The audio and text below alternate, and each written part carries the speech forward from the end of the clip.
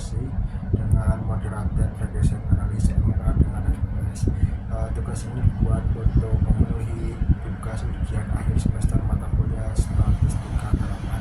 Nah, langsung saja teman-teman. Pertama itu ada konsep dasar. Jadi yang pertama dalam MRA ada 3 variabel yang digunakan, itu independen, dependen, dan moderasi. Yang kedua, MRA bisa juga disebut dengan uji interaksi antara variabel independen dengan variabel moderasi. Lalu yang ketiga itu variabel moderasi merupakan variabel yang bertujuan untuk memperkuat atau memperlemah pengaruh variabel independen terhadap dependen. Nah, di sini saya mengambil contoh kasus pengaruh pelatihan dan lingkungan kerja terhadap prestasi kerja dengan motivasi sebagai variabel moderasi di PT Agung. Nah, di sini tuh pengaruh pelatihan X1, lingkungan kerja itu X2, prestasi kerja Y, dan motivasi itu M. Nah, di sini saya menggunakan 2 persamaan regresi, yaitu yang pertama itu adalah Y sama dengan A plus B1 X1 plus B2 X2, dan yang kedua itu Y sama dengan A B1 X1 tambah B2 X2 tambah B3 M, lalu B4 X1 kali M tambah B5 X2 kali M. Nah, langsung saja kita ke SPSS-nya teman-teman. Jadi di sini saya sudah ada 100 data di SPSS, yaitu ada X1, X2, Y, dan M. Nah, ini untuk data yang X1 itu pelatihan, X2 itu lingkungan kerja, yaitu prestasi kerja, dan M itu motivasi. Kita langsung saja dengan untuk persamaan regresi yang pertama, yaitu kita langsung analyze langsung ke regression linear.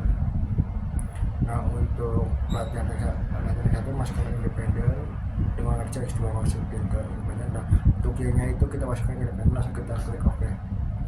Nah, ini hasilnya ya teman-teman. Nah, nanti di sini tuh yang digunakan cuma model summary sama koefisiennya aja.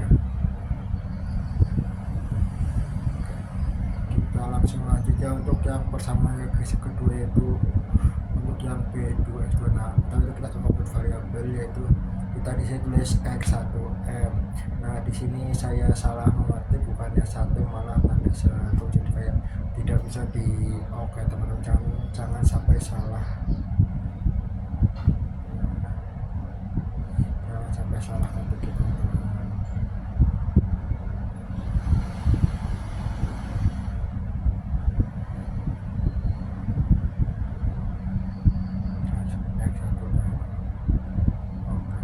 Nah, selanjutnya itu kita itu lakukan hal yang sama kepada X2M, yaitu kita ganti namanya menjadi X2M.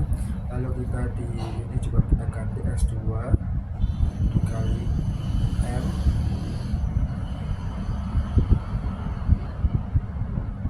lalu kita oke kan. Nah, itu jadi hasilnya udah ada di kolom selanjutnya. Nah, langsung saja kita ke persamaan regresi, itu sama seperti yang tadi ya, cuma beda ini kita masuk ke regression ini ya. Terus ini kan tadi ada independen cuma 2, kita tambah lagi ya, yang M nya kita masukin, X1M nya kita masukin, sama X2M nya kita masukin. Nah, langsung oke. Nah, ini hasilnya teman-teman. Nah, nanti ini di sini yang digunakan cuma model summary sama koefisiennya aja ya. Nah, langsung saja kita ke pindah ke Word ya teman-teman. Nah, kita ini ada hasil output persamaan regresi 1, yaitu koefisien ini udah saya salin dahulu tadi. Nah, ini mana koefisiennya sama teman-teman dengan yang ada di Word. Nah, ini diketahui nilai signifikansi variabel pelatihan sebesar 0,00 atau kurang dari 0,05, maka berkesimpulan bahwa variabel pelatihan berpengaruh signifikan terhadap variabel motivasi. Nah, langsung kita yang kedua, itu diketahui nilai signifikansi variabel lingkungan kerja sebesar 0,001 atau kurang dari 0,05, maka berkesimpulan bahwa variabel lingkungan kerja berpengaruh signifikan terhadap variabel motivasi.